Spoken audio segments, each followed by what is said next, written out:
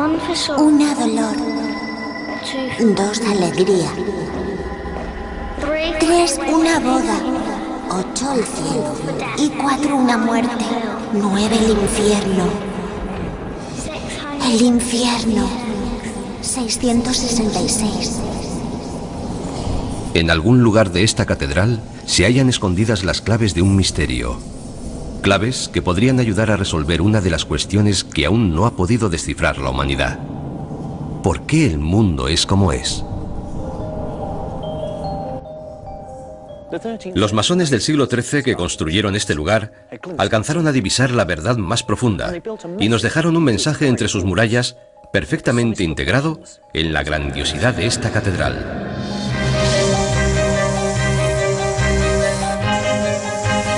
Para el clero medieval, los números divinos eran obra del Creador. Pero para mí, son la evidencia de algo más. Un código oculto sobre el que se apoya el mundo que nos rodea. Un código que posee el poder de descifrar las leyes que rigen el universo.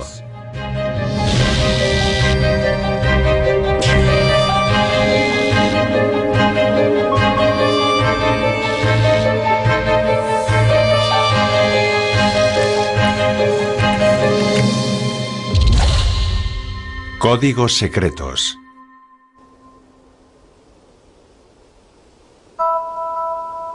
Números. Soy matemático y me fascinan los números y los patrones que observo a mi alrededor.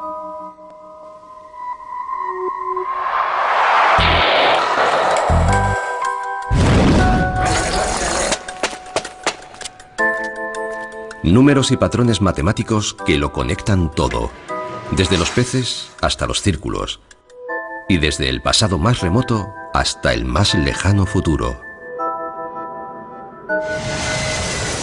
Aproximándose a 119,7.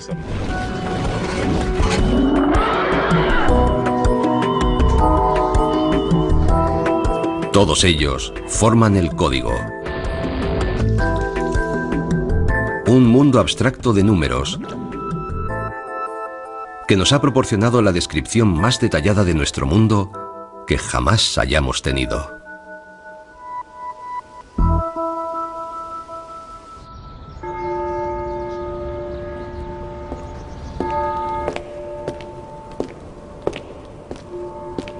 Durante siglos, la gente ha visto números trascendentales aquí y allá. Una obsesión que ha dejado su huella incluso sobre las piedras de esta catedral del medievo.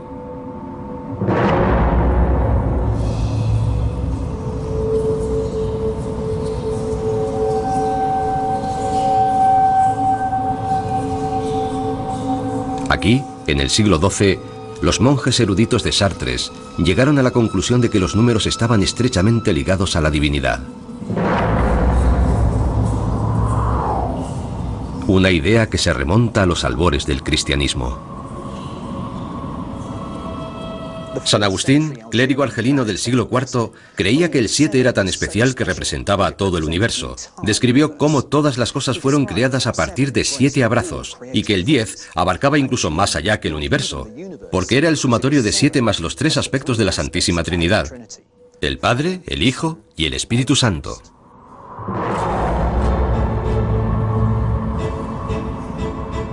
El 12 también era muy importante, no solamente porque fueran 12 las tribus de Israel y 12 los discípulos de Jesús, sino porque 12 es divisible entre 1, 2, 3, 4, 6 y por sí mismo, por 12, más que ningún otro de los números que lo rodean. Según San Agustín, los números tenían que provenir de Dios, puesto que obedecían a leyes que ningún ser humano podía alterar.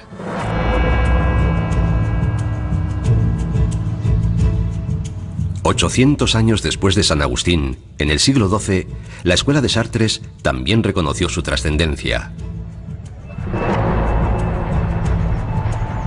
Por eso, bajo su influencia, los números sagrados fueron embutidos en la estructura misma de esta majestuosa construcción. Pensaban que en los números estaba contenida la clave del misterio de la creación.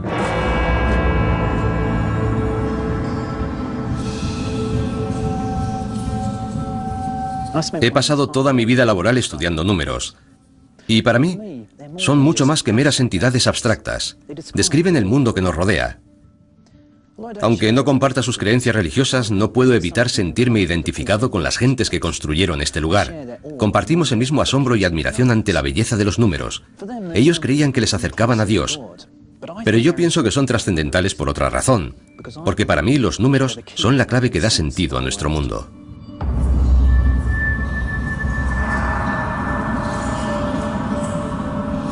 Los números nos han proporcionado una capacidad sin precedentes para comprender nuestro universo.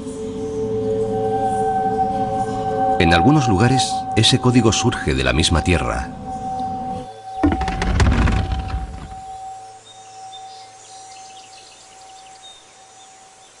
Un paraje rural de Alabama, en los Estados Unidos. Primavera de 2011. Un vergel cálido y tranquilo.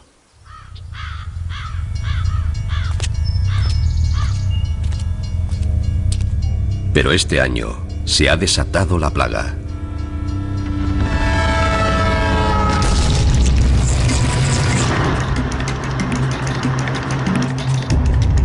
Mientras muchos nativos abandonan el lugar, el Dr. John Cooley ha recorrido miles de kilómetros en su coche para venir aquí. Le está siguiendo el rastro a uno de los residentes más singulares de la zona.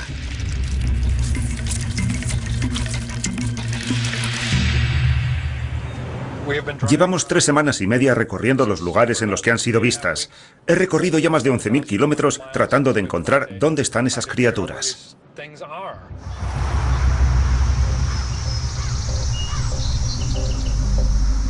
Lo realmente excepcional acerca de estos insectos es su sorprendente ciclo vital. Durante 12 años, infinidad de ellos viven ocultos en la Tierra.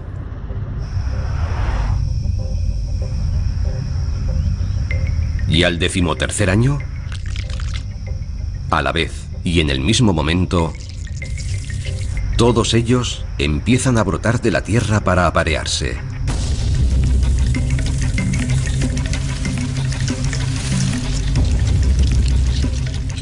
En el momento cumbre de la eclosión, habrá millones de insectos por acre. Estarán por todas partes. Realmente será una invasión de insectos.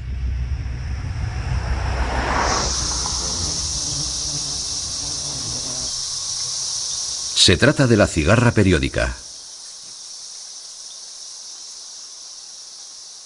Este es un macho.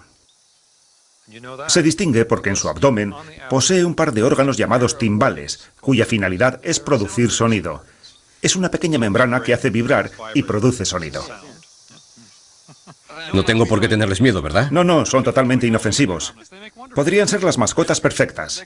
¿En serio? Me hace cosquillas. Son inofensivas. Ni muerden, ni pican, ni nada de eso. Su única defensa se la proporciona la cantidad, el número de ejemplares. Saliendo todas a la vez, en enormes cantidades, cada cigarra minimiza el riesgo de ser devorada. Como hay tantas, a sus depredadores no les daría tiempo a comérselas todas. La verdad es que sí se las oye. Ya lo creo que sí. Es probable que haya millones de ejemplares por ahí. ¿Millones? Y lo que seguramente no sepas es que solo oyes a la mitad de la población, porque únicamente los machos pueden producir este penetrante sonido, pero hay tantas hembras como machos. Lo increíble es que si volvemos el año que viene por estas fechas no oiremos absolutamente nada. Para oírlo tendrás que venir dentro de 13 años. Habrá que esperar al 2014 para volver a oír cantar al bosque así. Cierto. Es increíble.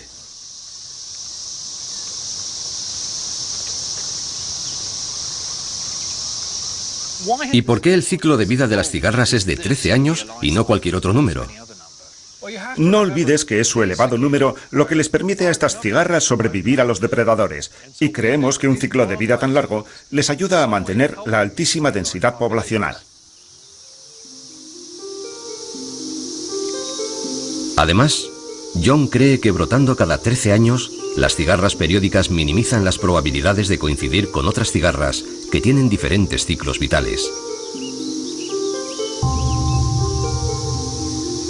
Porque si se apareasen entre ellas, las consecuencias serían desastrosas. Sus descendientes tendrían ciclos vitales distintos y saldrían del subsuelo en diferentes zonas, en diferentes momentos y en pequeñas cantidades. Y la cantidad es la clave, porque si emergieran en pequeño número, los depredadores los devorarían rápidamente.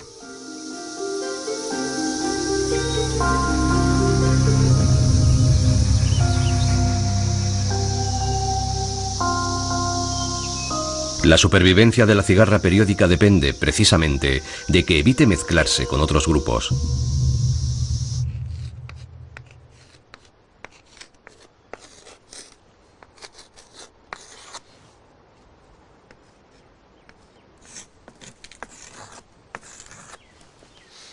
Imaginen que tenemos unas cigarras que se reproducen cada 6 años.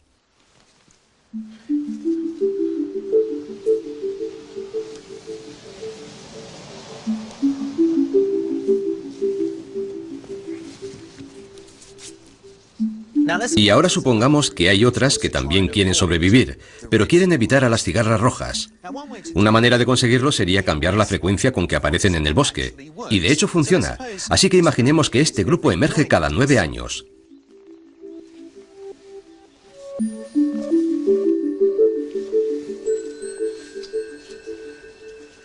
Si la cigarra verde aparece cada 9 años, solo podría coincidir con la roja cada 18.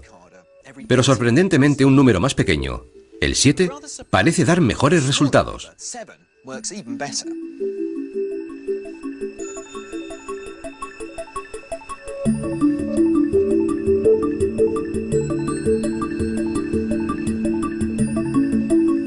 Si en lugar de cada 9 años las cigarras aparecieran cada 7, las probabilidades de coincidir serían mucho menores.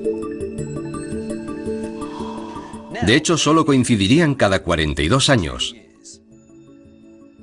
2 veces por siglo.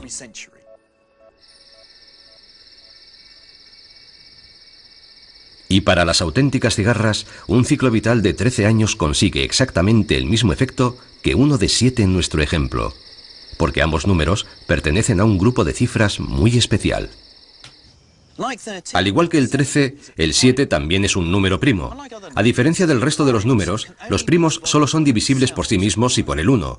Es esa característica la que hace que los números que están separados por números primos coincidan con mucha menos frecuencia que los múltiplos de otros números. Dado que 13 es un número primo, un ciclo vital de 13 años reduce significativamente las probabilidades de que las cigarras periódicas coincidan con otras cigarras. Un poco más al norte, en Georgia, otra cigarra periódica ha iniciado su ciclo reproductivo. Un ciclo que también se basa en un número primo. Aparecen cada 17 años. Y como el 13 y el 17 son ambos números primos, las dos clases de cigarras solo coinciden en su etapa reproductiva cada 221 años.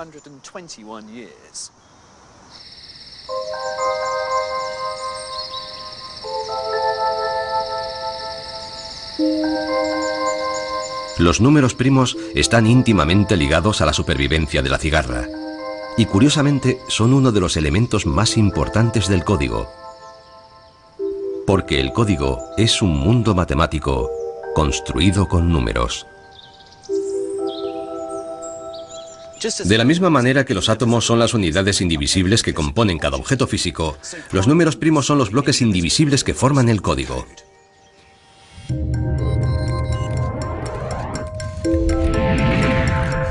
Los números primos son indivisibles, lo cual significa que no pueden obtenerse multiplicando ningún otro de los demás números. Y sin embargo, todos los demás números no primos pueden ser obtenidos multiplicando entre sí los números primos. Sin ellos es imposible crear los números.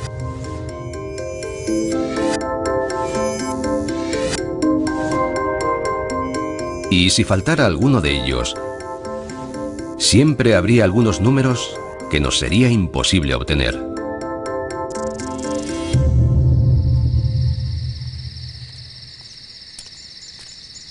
Para mí, el hecho de que las unidades más fundamentales de las matemáticas aparezcan perfectamente integradas en el mundo natural no solo es una prueba irrefutable de que el código existe, sino también de que los números son la base de todo lo demás, incluida nuestra propia biología.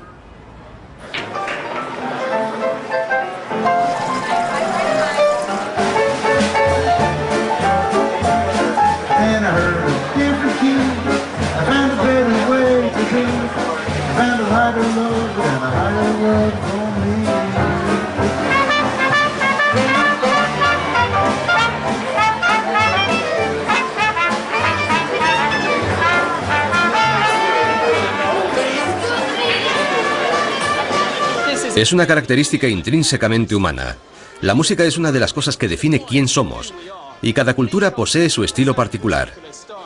Estos muchachos tocan aparentemente sin gran esfuerzo, como si las notas salieran así, improvisadas. Pero eso es una mera ilusión.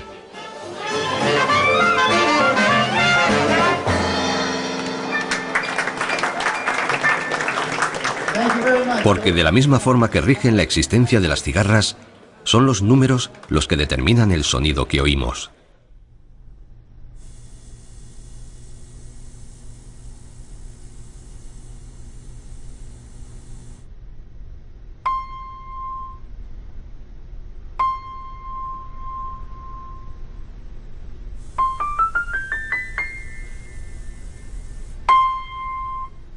Este es un do, y puedo ver su espectro utilizando este osciloscopio.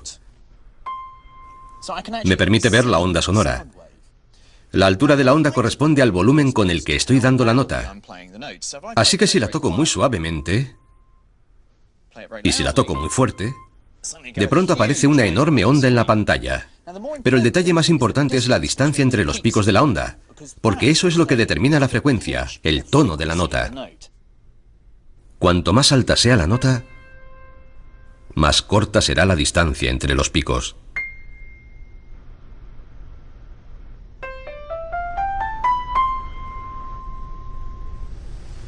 Fíjense en lo que ocurre cuando doy un do.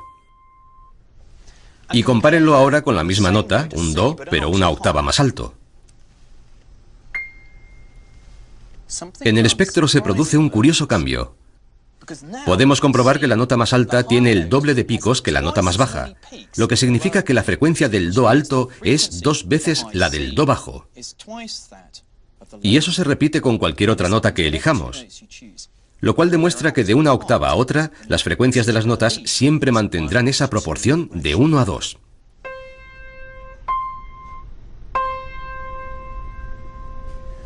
Si tocamos a la vez dos notas separadas por una octava, el sonido resultante es agradable.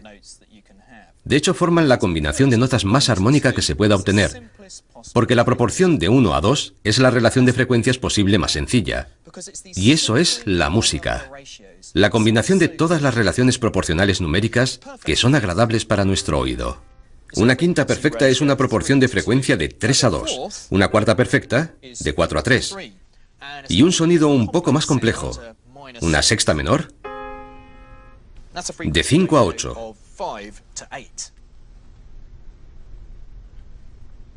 Todas las combinaciones de notas utilizadas en la música están definidas por razones simples. Y aunque no seamos conscientes de ello, son las mismas reglas numéricas las que están debajo de todo, desde la canción más sencilla a la sinfonía más compleja.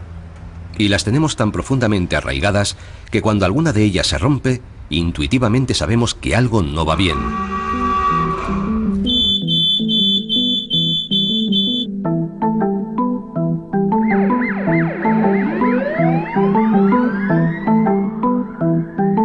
La profesora Judy Edworthy lo sabe mejor que la mayoría de nosotros. Dedica su tiempo a someter a la gente a algunos de los sonidos más desagradables que podamos imaginar. Hola, Judy. Hola. Soy Marcus. El objeto de su investigación son los efectos psicológicos del sonido.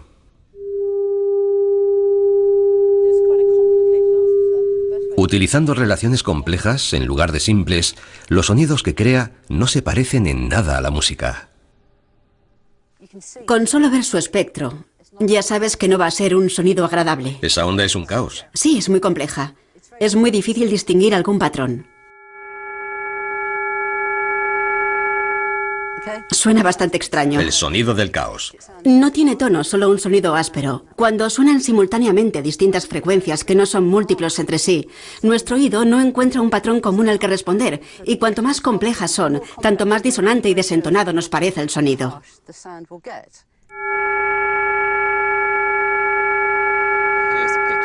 Monitorizando las reacciones de sus víctimas ante tan horribles chirridos, la profesora Edworthy ha descubierto que producen en nuestros cerebros un efecto muy diferente a la música.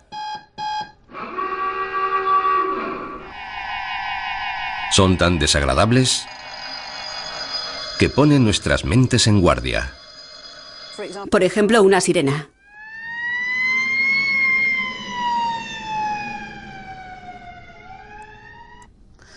Sin duda es un sonido desagradable, pero ha sido diseñado con un propósito, hacer que te apartes del medio. A veces también encuentras sonidos similares en el mundo animal. Esto, por ejemplo, son un chimpancé y un orangután.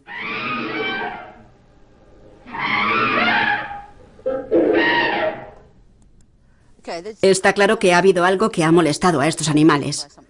No es necesario saber qué significa para percibir con claridad que ese animal se siente incómodo y que los demás animales o nosotros mismos que hayamos invadido su entorno será mejor que nos alejemos. Lo que resulta interesante es que nosotros escuchamos patrones y cuando no los encontramos, eso nos provoca un efecto inmediato.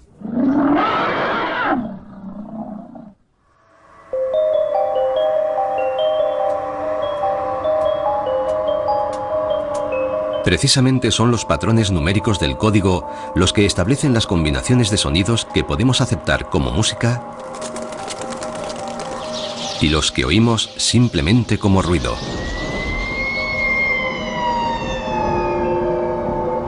Y lo que quizás sea más sorprendente es que son los mismos números que están embutidos en las paredes de esta catedral medieval.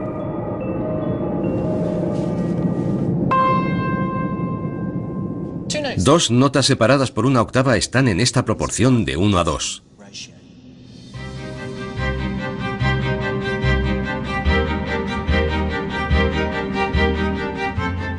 El ancho de la nave es 2 veces la distancia que hay entre cada par de columnas que sustenta la bóveda. Una razón de 2 a 1. La combinación de notas más armoniosa que podamos obtener. El altar divide la nave con una razón de 8 a 5. Una sexta menor de 8 a 5.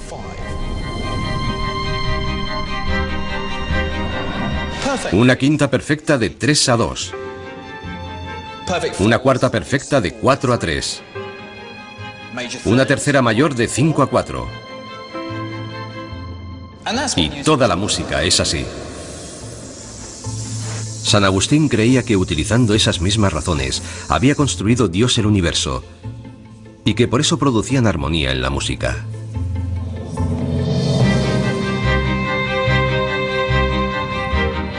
Si construyeron su catedral bajo el dictado de esas mismas proporciones, fue porque los clérigos de Chartres quisieron repetir la creación divina. Todo este lugar es una sinfonía escrita en piedra. Utilizando los números del código, levantaron una construcción de asombrosa belleza.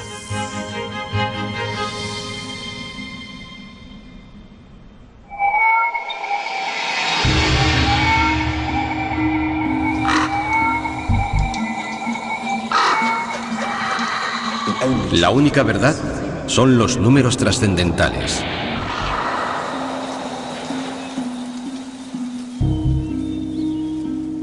Mientras buscaban el significado de lo divino en los números, los eruditos del siglo XII se toparon con los elementos del código. Es muy difícil distinguir un patrón. Misteriosos números y modelos que parecen estar insertados en nuestra propia biología. Su única defensa es la seguridad del número. Y cuando los hemos mirado más de cerca, no solo hemos encontrado más números, además, hemos empezado a descubrir sus extrañas propiedades y a comprender las estrechas relaciones que los unen.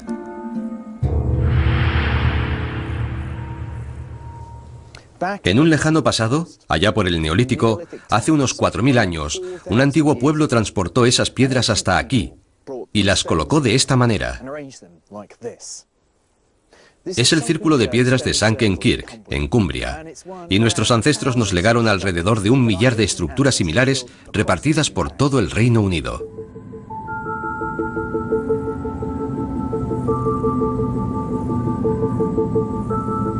Si nos adentramos en la noche de los tiempos, el círculo siempre ha sido una figura cargada de misticismo. Pero tanto si las gentes que lo construyeron lo sabían como si no, hay un profundo significado oculto en este círculo. Bien, para empezar, Voy a medir el diámetro de mi círculo, o sea, desde un extremo hasta el otro, pasando por el centro. Son 27,90. Ahora voy a medir la circunferencia del círculo. Allá voy. Todo el exterior del círculo. Nunca había hecho tanto ejercicio explicando matemáticas. Y aquí acaba la circunferencia, lo que nos da un total de 91 metros y 70 centímetros.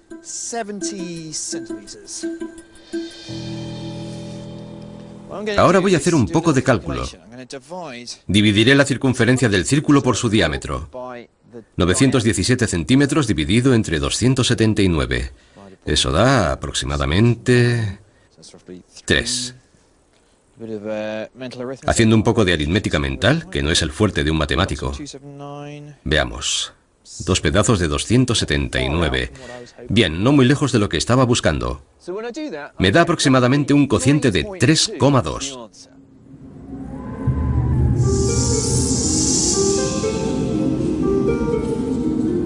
Mis mediciones no eran muy exactas,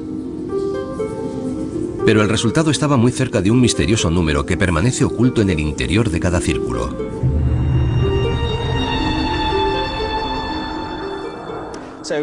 Pongamos un ejemplo.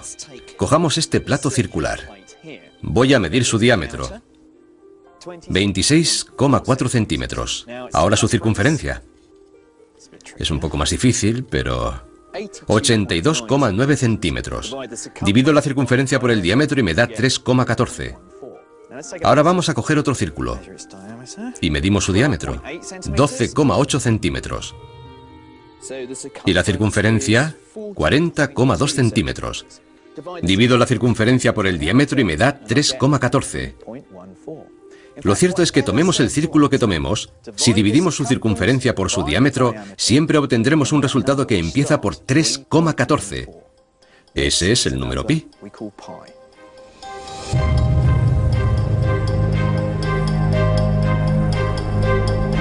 No importa dónde estén los círculos, ni si son grandes o pequeños. Siempre contienen al número pi. Es esa universalidad del número pi la que nos indica que hemos identificado un elemento del código verdadero. De hecho, si el resultado que obtienes es otro número, eso significa que no tienes un círculo. De modo que podemos afirmar que el número pi es la esencia de la circularidad formulada en el lenguaje del código. Y puesto que los círculos y las curvas son tan abundantes en el mundo natural, podemos hallar el número pi en cualquier sitio a nuestro alrededor. En el suave meandro de un río, en una hondonada de la costa y en las cambiantes figuras que forman las arenas del desierto. Es como si el número pi estuviera insertado en las estructuras y los procesos de nuestro planeta.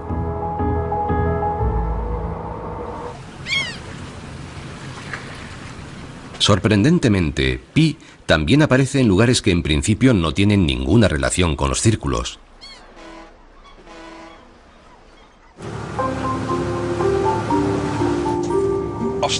Empecé como pescador en Brighton en 1972 y desde entonces he pasado 40 años pescando lenguados.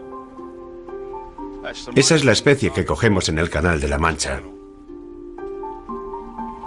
¿Cuántos ejemplares pescáis en un día? Unos días 300 y otros 150, unos 200 de promedio. ¿Y hoy me has guardado algún ejemplar? Sí. Para que pueda calcular cuánto habéis pescado. Puedes jugar con ellos si quieres. Muy bien.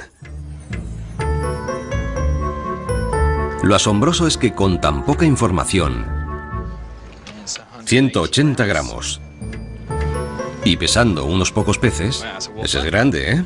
Pueda utilizar el código para sacar conclusiones no solo sobre las capturas del día. 360 gramos, 50 gramos, 110 gramos, sino también sobre todos los lenguados que Sam ha pescado en toda su vida. Vamos, vuelve aquí. Incluso podría hacer una estimación sobre el tamaño del mayor ejemplar que Sam haya podido capturar en su vida. Bien. Lo primero que tengo que hacer es calcular el peso medio de cada pez, o sea, la media. Vamos a ver. 140 más 190 más 50. Ahora debo establecer una desviación típica. 40, redondeando. Un poco de paciencia. Ya casi está. Ha dicho que lleva 40 años pescando aquí. 8 semanas al año, 6 días a la semana y 200 lenguados al día. Eso da un total de 384.000 peces. Ahora, con esos números, puedo calcular que el mayor de esos 384.000 peces pesaría unas 3 libras, 1 kilo 300 gramos aproximadamente. ¿Cuál ha sido el lenguado de mayor tamaño que has capturado en todos estos años? Son muy grandes. Los llamamos felpudos y solo pescamos 4 o 5 por temporada. El más grande que he cogido pesaría unas 3 libras y media. Si un lenguado normal es así, aquel era así. ¡Qué grande! Gigante. Sí. Siempre es bonito pescar una pieza grande. Bueno, a mí me gusta, al menos.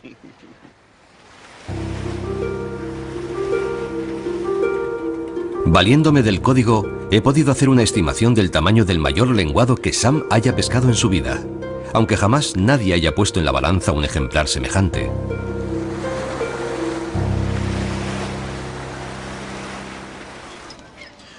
Ese cálculo es posible mediante la distribución de los pesos de los peces. Y mediante la misma fórmula podemos calcular muchas otras cosas, como la altura media de los ingleses o su coeficiente intelectual medio. Esta es la ecuación de distribución normal, una de las piezas fundamentales de las matemáticas para comprender la variación que se da en el mundo natural. Y lo más sorprendente de esta fórmula no es tanto lo que se consigue con ella, cuanto este término de aquí, pi. Parece insólito que una pequeña pieza del código, que está relacionada con la geometría del círculo, pueda ayudarnos a calcular el peso de un pez. Pi no parecía tener relación alguna con los peces, aunque ahí lo tenemos.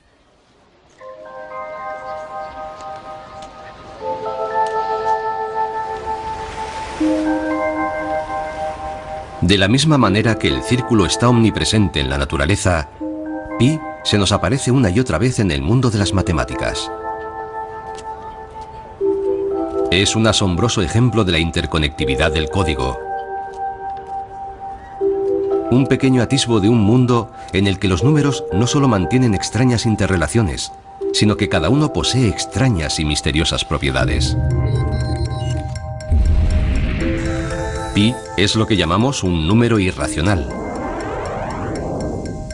Escrito en forma decimal, se nos presenta como un número con infinitos decimales dispuestos en una secuencia que nunca se repite. Y se cree que cualquier cifra que podamos imaginar estará contenida en algún lugar de la secuencia de pi. Desde la fecha de mi cumpleaños hasta la clave de la vida, el universo y todo lo demás. Como el número de decimales es infinito, nunca sabremos cuáles son todos los números que forman pi. Afortunadamente solo necesitamos los 39 primeros para calcular la circunferencia de un círculo tan grande como todo el universo que podemos observar con la precisión del radio de un átomo simple de hidrógeno.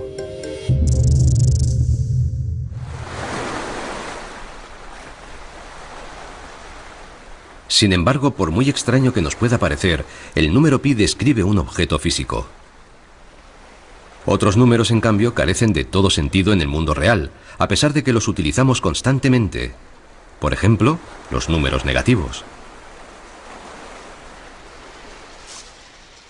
Es imposible comerciar con ningún producto, ya sean calcetines, acciones, divisas o incluso pescado, sin los números negativos. La mayoría de nosotros los utilizamos con comodidad. Aunque no nos gustaría mucho tenerlos, sabemos perfectamente lo que significa tener un balance bancario negativo. Pero si empezamos a fijarnos en ellos más detenidamente, los números negativos son ciertamente extraños, puesto que no corresponden a nada que sea real. Cuanto más nos asomamos al interior del código, más extraño nos parece.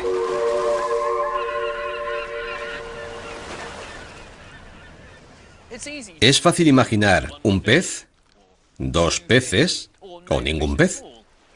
Sin duda es mucho más difícil imaginar qué aspecto tendrá menos un pez.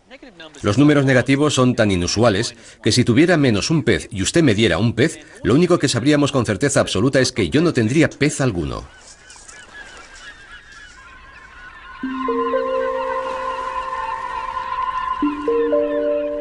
Los números pueden existir a pesar de que carezcan de cualquier sentido en el mundo físico.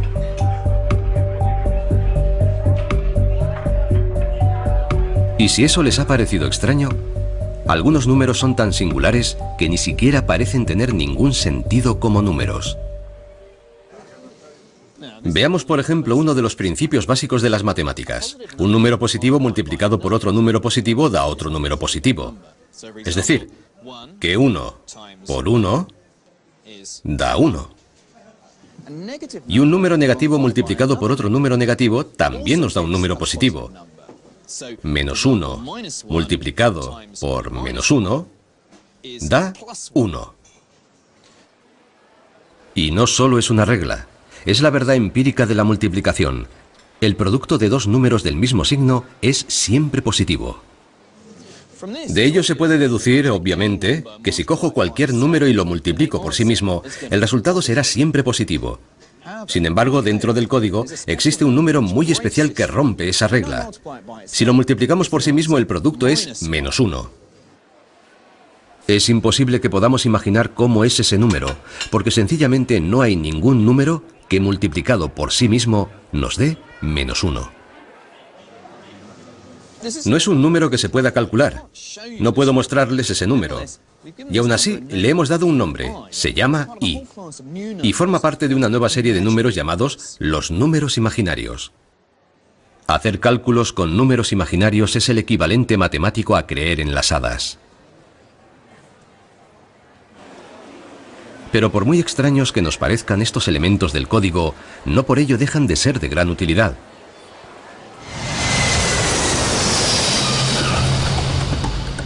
Pista 25 despejada para el aterrizaje. Pista de servicio 13-0, menos de 5 minutos. Especialmente en un día como este. A5 Foxtrot, thank you. Vacate next right and Pakistan 1-3 short. A5 Foxtrot, 820, both making approach downwind left and right 25. ¿Y este? ¿Este de dónde viene? Ese viene de Barcelona. Es un vuelo de EasyJet. Es el Easy 6402. No sé exactamente cuántos pasajeros trae, pero tiene capacidad para 190. Y se está aproximando. Solo le faltan 2 millas para aterrizar.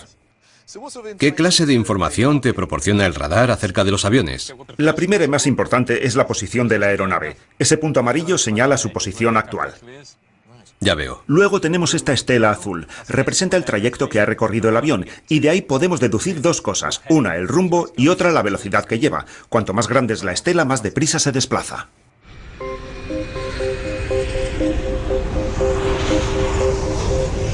El radar funciona enviando impulsos de ondas de radio y analizando la pequeña fracción de esa misma señal que recibe reflejada. Posteriormente, complejos procesos de computación permiten distinguir los objetos en movimiento, como los aviones, de todo el fondo que permanece estacionario. Y en el núcleo de todo ese análisis está el número I, el número que no puede existir. Los números imaginarios nos resultan útiles para comprender el complejo modo en que las ondas de radio interactúan unas con otras. De hecho, parece ser el lenguaje más adecuado para describir su comportamiento. Me explicaré. Podríamos hacer esos mismos cálculos con los números naturales, pero necesitaríamos tanto tiempo que para cuando hubiésemos finalizado el cálculo, el aeroplano ya se habría desplazado a otro lugar. Altitud 6000 en un Squawk de 7715. Gracias al uso de los números imaginarios, el cálculo se simplifica tanto que podemos seguir el rastro de los aviones en tiempo real. La verdad es que si no fuera por ellos, el radar no sería de ninguna utilidad para el control del tráfico aéreo. Es asombroso que una idea tan abstracta ayude a aterrizar a los aviones, ¿verdad? Sí, resulta un poco sorprendente tener los números imaginarios por un lado y por otro esto, que no es imaginario, es real. Y tan real. Me parece increíble que algo tan sumamente abstracto pueda ser utilizado en algo tan concreto y real.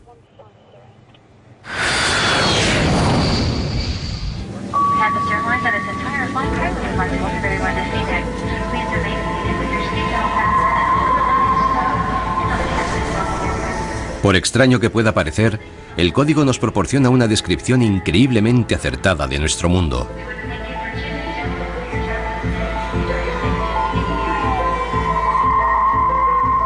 Nos valemos de sus números más inmateriales para aplicaciones absolutamente reales.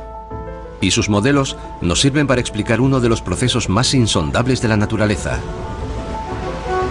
Cómo crecen las cosas. Esta es la imagen de algo que siempre me ha fascinado desde que me convertí en matemático. Es la radiografía de un animal marino llamado Nautilus. Y esta espiral es una de las imágenes icónicas de las matemáticas. Confieso que, aunque he visto cientos de imágenes como esta, nunca he visto de cerca al animal. En el Brooklyn College de la Universidad de Nueva York, la bióloga Jennifer Basil aloja a 5 de estos moradores de los fondos marinos para su investigación sobre la evolución de la inteligencia. Mantenemos a los animales en estos grandes tanques oscuros porque en su medio natural prefieren la oscuridad y viven en aguas profundas y les gusta subir y bajar por la columna de agua. Parecen divertirse haciéndolo. Sí. Les tratamos como en un hotel de 5 estrellas. Vaya. Este es el número 5. ¡Qué ojazos! Sí. Tienen los ojos muy grandes, adaptados a condiciones de muy baja visibilidad. Y este es su famoso caparazón. ¿Sí? Las rayas le sirven para camuflarse en su hábitat natural.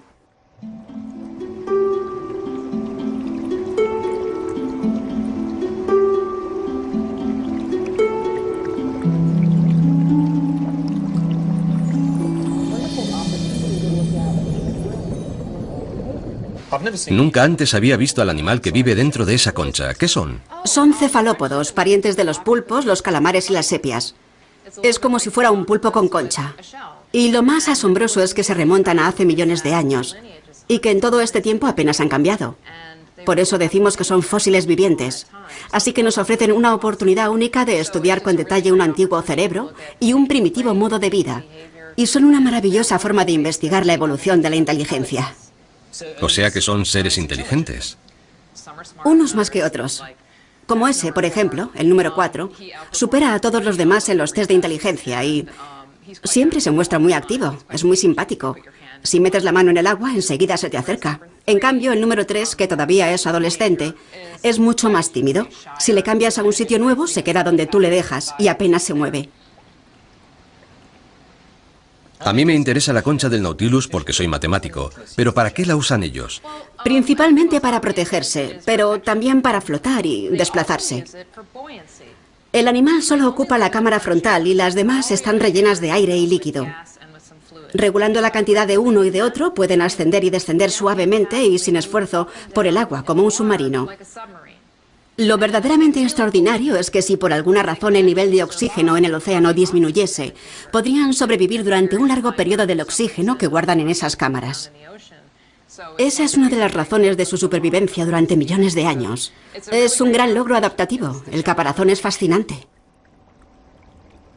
Pero posiblemente sea aún más asombroso saber que las pautas que esta primitiva criatura sigue para construir su concha están escritas en el lenguaje del código.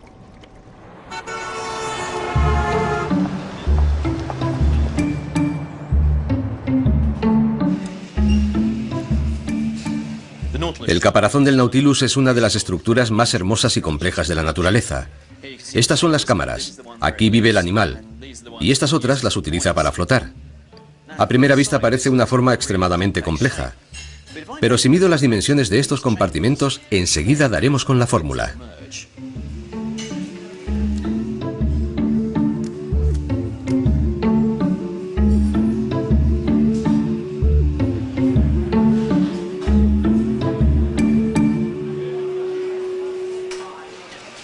Aparentemente no hay ninguna relación entre estos números, pero miren lo que ocurre si cojo cada uno de ellos y lo divido por el inmediatamente anterior. Si cojo 3,32 y lo divido entre 3,07, me da 1,08. Y si divido 3,59 entre 3,32, me da 1,08. Y si ahora divido 3,88 entre 3,59, una vez más me da 1,08. Y cada vez que hago esa operación siempre obtengo el mismo resultado. De modo que aunque a primera vista no lo parezca, ello nos demuestra que el Nautilus crece a un ritmo constante. Así que cada vez que el Nautilus construye una nueva cámara, las dimensiones de ese compartimento son exactamente 1,08 veces las del inmediatamente anterior. Y así construye el Nautilus esa elegante espiral, siguiendo una simple regla matemática. Y como muchas cosas vivientes crecen de la misma manera, encontraremos estas espirales por todas partes. Las reglas que la naturaleza emplea para crear sus modelos se hallan dentro del código.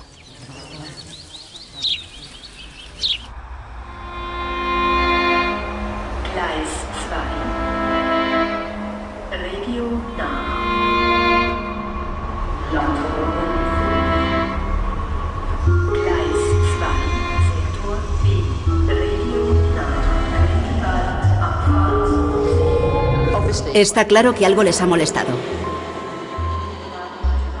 Tras el mundo que habitamos, existe otro extraño y maravilloso mundo matemático. Son parientes de los pulpos, los calamares y las sepias. Me hacen cosquillas. Los números y sus interrelaciones determinan los procesos que vemos en el mundo que nos rodea. Un poco de paciencia. Ya está. Pero el código no solo contiene las reglas que rigen nuestro planeta. Sus números definen igualmente las leyes que controlan todo el universo.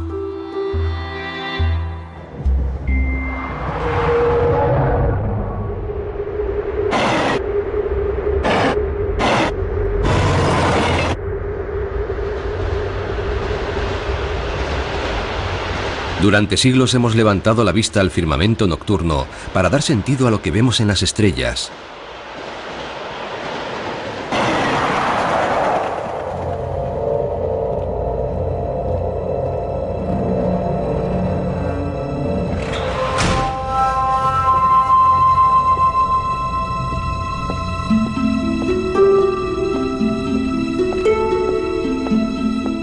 Para observarlas mejor, he venido al Observatorio Sphinx, en Suiza. Está situado sobre la fina cresta del monte Jungfraujoch.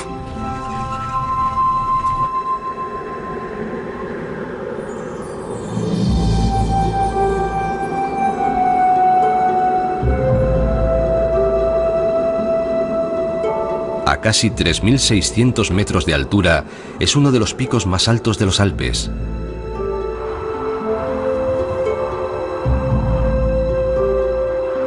Y una vez que el sol se oculta tras el horizonte, es una atalaya inmejorable para mirar a las estrellas.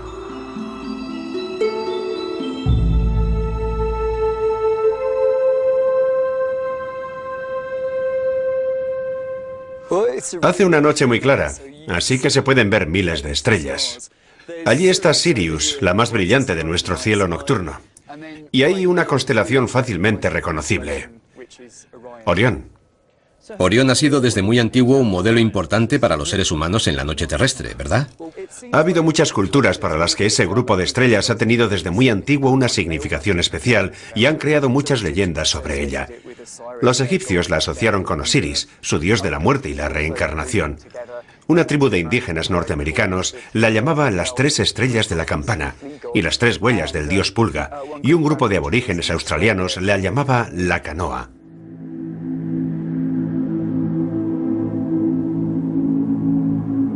En la actualidad, no necesitamos leyendas para explicar la bóveda celeste, puesto que conocemos perfectamente la exacta localización de cada estrella en el espacio. Y no solo sabemos dónde se encuentran hoy, sino también dónde estarán mañana y dónde estarán dentro de millones de años. El Sol y las estrellas de nuestra galaxia se mueven en órbitas alrededor del centro de la galaxia. Pero lo hacen un poco como un enjambre de abejas. Aunque se desplazan todas en la misma dirección, cada una describe su propio camino, lo cual quiere decir que su posición en el cielo variará a lo largo de miles de años. En el futuro, dentro de 2,5 millones de años, la constelación de Orión habrá desaparecido totalmente de nuestra visión. Pero también nuestros ancestros hace miles de años contemplaron un mapa estelar distinto, y de la misma manera, nuestros descendientes, dentro de miles de años, verán un cielo diferente.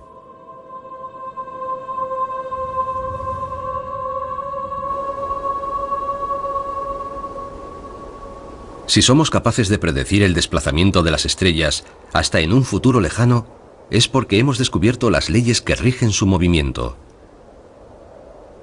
Y las hemos descubierto no en el cielo, sino en los números.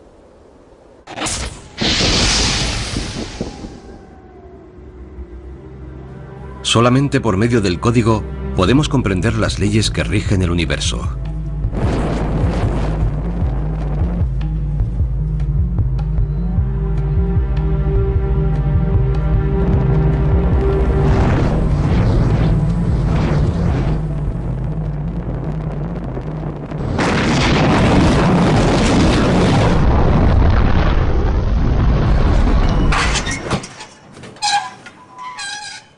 Esas leyes lo determinan todo, desde el movimiento de los planetas hasta la trayectoria de un proyectil. Si nos fijamos en la bola de fuego en el aire, cuando inicia el vuelo, cuando acaba de abandonar la catapulta, entonces acelera y se desplaza hacia arriba. Luego empieza a perder velocidad y se detiene justo encima de mí, para finalmente volver a acelerar cuando cae hacia el suelo.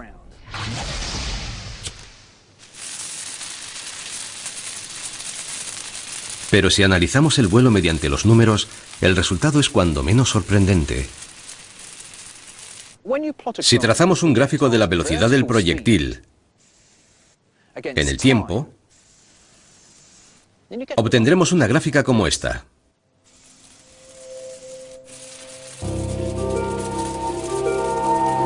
Al principio el proyectil viaja hacia arriba, de manera que su velocidad vertical es positiva, pero decreciente.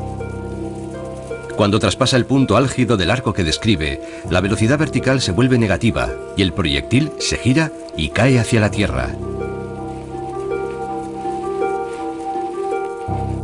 El gráfico será algo así, lo cual significa que desde el mismo instante en que deja la catapulta, el proyectil empieza a perder velocidad. Así pues, en ningún momento de su vuelo acelera hacia arriba.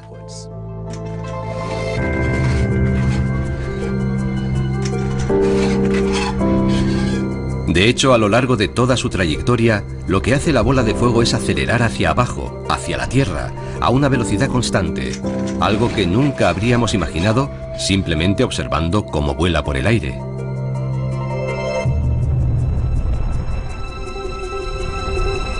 Y esa es una verdad irrefutable sobre una de las principales fuerzas de la naturaleza: la gravedad. Lance, tire, dispare o proyecte cualquier cosa, una piedra, una bala, una pelota o un tiesto. Pero sea lo que sea, tenga por seguro que acelerará hacia el suelo a un ritmo constante de 9,8 metros por segundo. Esa es la inquebrantable ley de la gravedad de nuestro planeta. Pero solo podemos verla si transformamos la trayectoria del objeto en números.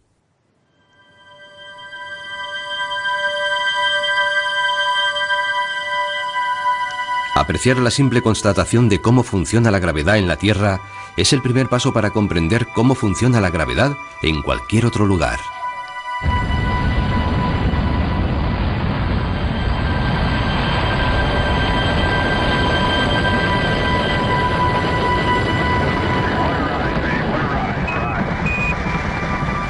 Esa es la base sobre la que se asienta la ley de la gravitación universal de Newton.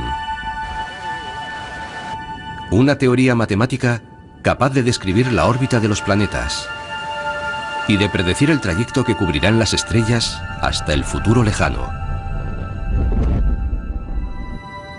Y ha sido capaz de llevar al ser humano a poner su pie en la Luna.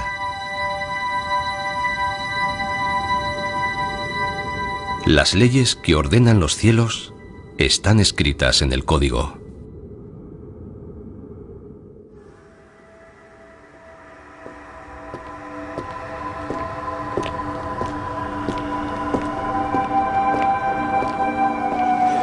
A los grandes los llamamos felpudos. En el futuro, a 2,5 millones de años. No es una invención, es real. Es muy real.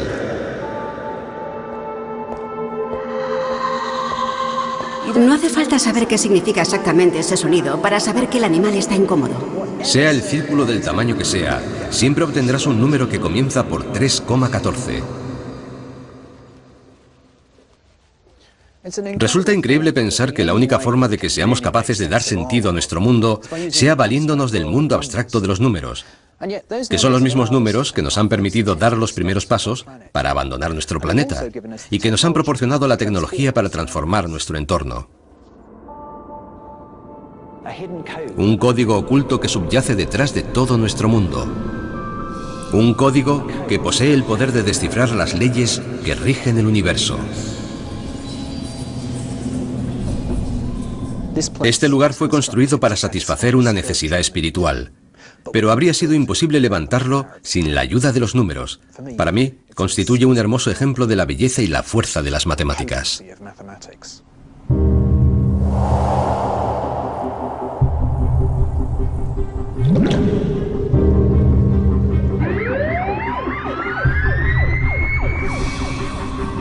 De los modelos y los números que nos rodean, hemos sido capaces de desentrañar un código oculto.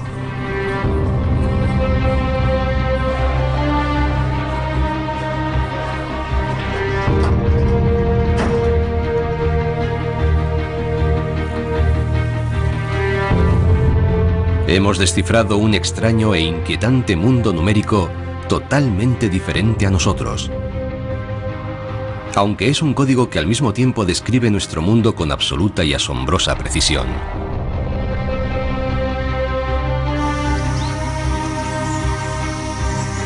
Y que nos ha dado el inmenso poder de describir las cosas, de controlarlas y de predecir nuestro entorno.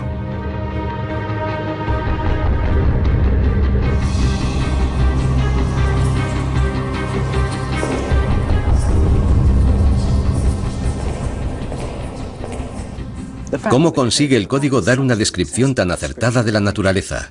Eso es para muchos uno de los grandes misterios de la ciencia. A mi entender, la única explicación que tiene sentido es que al descubrir esas interrelaciones hemos destapado algunas de las grandes verdades acerca del mundo, y que es posible que el código sea la verdad del universo, y que son los números los que dictan cómo debe ser el mundo.